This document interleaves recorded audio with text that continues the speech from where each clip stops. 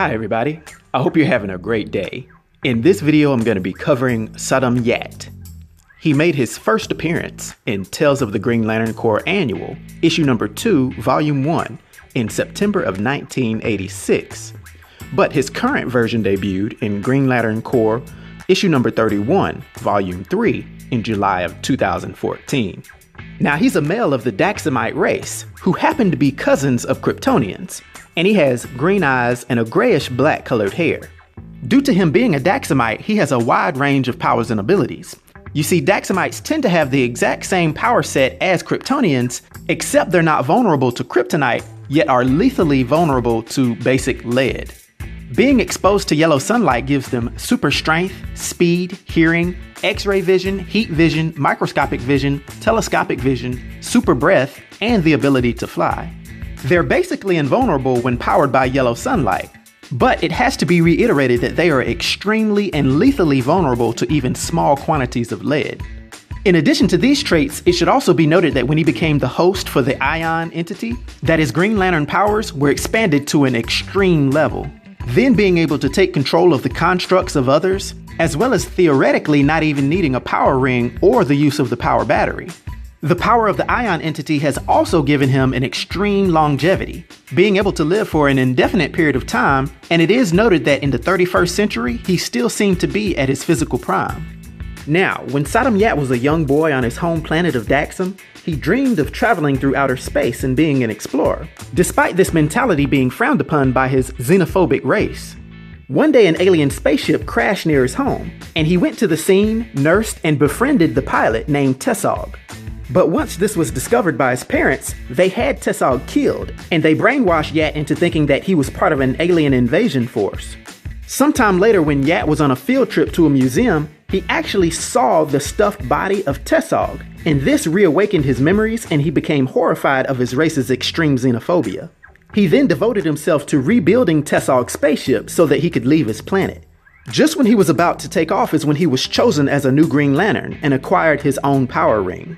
Although he chose to accept his role as a Green Lantern, the Guardians chose not to tell him that he was part of the twin prophecies, that he would become the ultimate Green Lantern, and was also destined to be the last surviving member of the Corps. This ancient prophecy was passed down millennia ago by Abin Sur, who was given this word by a demon named Qull, who was one of the 5 inversions that were imprisoned on the planet Yismalt. To sum it up, this tale basically spoke of him as being a Green Lantern that would be nearly unstoppable. Yat fought bravely to defend the planet Mogo during the Sinestro Corp war, and he's even the one that brought an end to the battle by destroying the core of Ranks, the sentient city. It's then that he was first empowered by the Ion entity, which is the living embodiment of willpower. From there he fights Superboy Prime, and the two have a huge battle all throughout New York. It seems to be a fairly even matchup, the two of them even drawing blood from each other. But when Yat is thrown into a nuclear power plant, the lead lining in the walls causes him to weaken.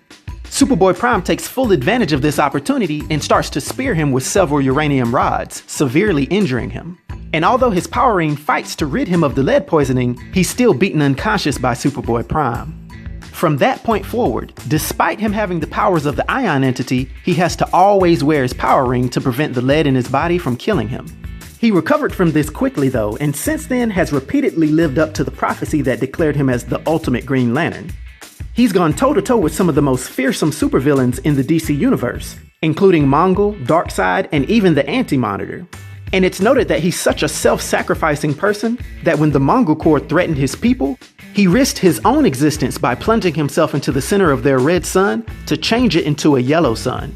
This enabling all the Daxamites to exhibit Superman-like powers and help defend themselves. Despite bringing many other glorious victories to the Corps, he suffered a rare defeat when he was captured by the shape-shifting Durlan race. They had temporarily removed his ring and were experimenting on him. But with the help of the Green Lantern Corps who had rallied together, he escaped and defended his home planet against the Durlans, who were trying to take over. Now, due to his powers and abilities and his influence on the DC universe, for my 1 to 10 rating, I debated about this, but I'll give him a 9, which is an epic rating. I hope you all enjoyed this video. I'll talk to you next time. Be sure to like and subscribe to The New Sage.